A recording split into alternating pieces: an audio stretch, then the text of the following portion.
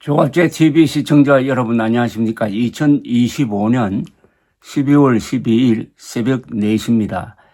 12월 12일 하면은 12.12 사건을 연상하실 것입니다. 그렇습니다.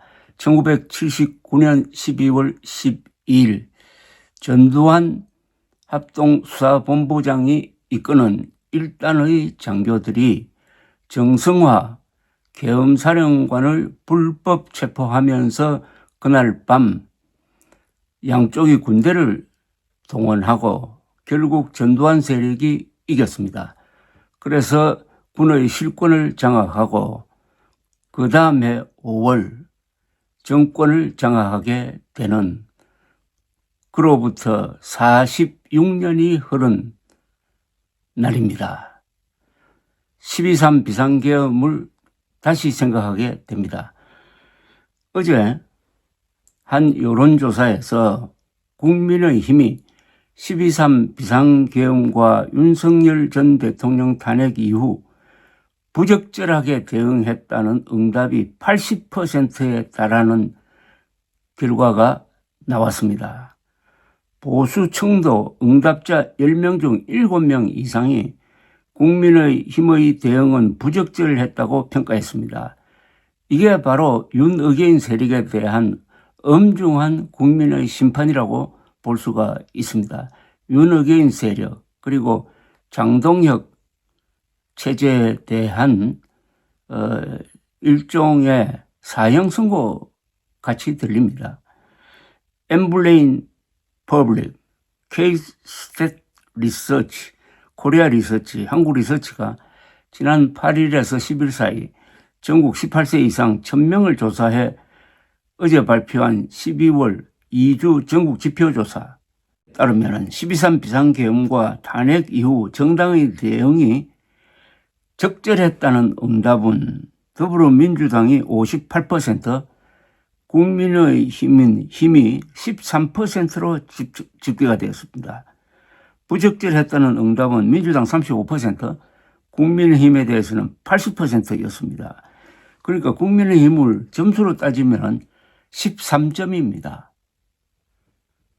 잘했다가 13점밖에 안 되고 더불어민주당은 58점입니다. 13점 맞아가지고 내년 지방선거에 임할 수 있겠습니까? 그리고 지난 대선은 아시다시피 윤석열 심판선거였습니다. 그래서 이재명 대통령이 등장한 겁니다. 내년 지방선거는 이대로 가면은 윤의게인 심판선거가 됩니다. 윤의게인 심판선거는 이미 예정되어 있습니다. 윤의게인 심판선거로 선거 프레임이 짜여지면은 국민의힘은 13% 정도 득표한다는 이런 통계가 가능합니다.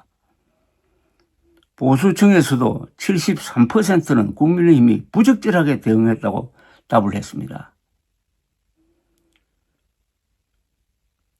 보수층에서 민주당이 부적절하게 대응했다는 응답 66%보다도 높은 겁니다.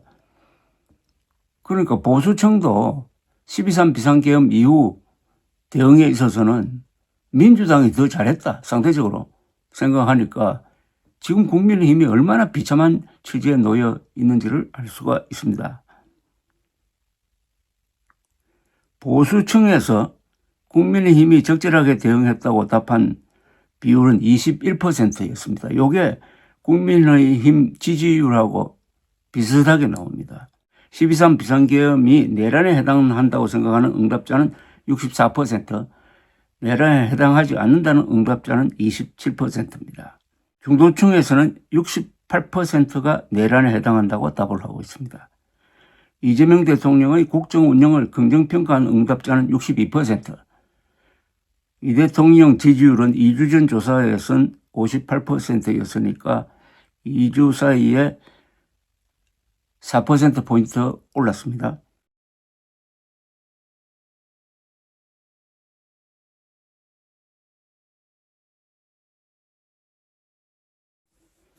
정당 지지율은 민주당 44%, 국민의힘 20%, 조국혁신당 4%, 개혁신당 3% 순이었습니다. 중도층의 민주당 지지율은 43%인 반면에 국민의힘은 12%에 그쳤습니다. 중도층이 선거를 좌우하는데 민주당이 43대 12로 압도적 우위를 보이고 있다는 겁니다. 국민의 힘으로서는 여러 가지 호재가 잇따라 터지고 있는 가운데 지지율이 올라야 될 텐데 오히려 두 달 사이에 2%포인트가 떨어져 가지고 20%를 기록을 했습니다. 요약을 하면은 국민의 힘을 버렸다는 겁니다. 국민의 힘을 이제는 참칭할 수 없게 된 겁니다.